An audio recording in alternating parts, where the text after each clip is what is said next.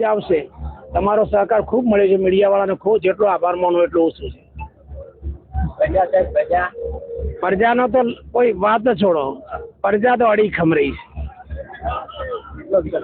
100% વિશ્વાસ છે સાહેબ. 100% વિશ્વાસ. યુવાનોએ માર્યા સાહેબ. યુવાનોએ વડીલોએ આશીર્વાદ આપે ને યુવાનો સગા જ માર્યા. 3-4 દિવસ બેઠા પછી જે રિપોર્ટ આવે છે, વ્યક્તિગત રિપોર્ટ આવે છે, એમાં કોઈ સમાજ કમિટેડ સમાજના વોટ હતા એ પણ મને મળ્યા છે. કોઈ એમ કે ભાજપ કે અમારા કમિટેડ વોટ છે, કોઈ કોંગ્રેસ કે અમારા કમિટેડ વોટ છે, નહીં. એ કમિટેડ વોટ પણ મારી સાથે આવ્યા છે. એ તો જાહેર જીવનો બેઠા છીએ. ન જાણે જાનકી ના છે કાલે શું થવાનું છે. બાકી જેને હવે સ્વાભાવિક છે, ખેડૂતનો દીકરો ખેતી જ કરે, જાહેર જીવનો બેઠેલો માણસ જાહેર જીવનમાં જ રહે.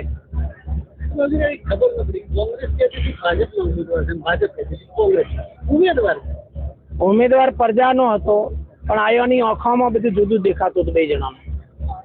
માવજી બી જે છે એમ જ ઉભા છે. હું પ્રજાનો ઉમેદવાર છું અને પ્રજા જ મદદ કરી છે. આટલું બધું જોયા પછી એમને ખ્યાલ ના આવે કે ઘડીક ઓલે આક્ષેપ કરે કે ઓલાને ફાયદો કરાવવો ઉભા. એના પહેલા 2 અપક્ષ લડી ચૂક્યો છું. હા, અને છું એ વાત 100% છે. હું કોંગ્રેસમાંથી ચૂંટણી લડ્યો છું, ભાજપમાંથી ચૂંટણી લડ્યો છું, જનતા મોરચામાંથી લડ્યો છું, જનતા દળમાંથી લડ્યો છું. એવો કોઈ નેતા ગુજરાતમાં નહીં હોય કે જો 4 પાર્ટીઓને દેશમાં રાજ કર્યું હોય, 4 પાર્ટીએ એને ટિકિટ આપી હોય અને છતાં વસ્તી સ્વીકારે.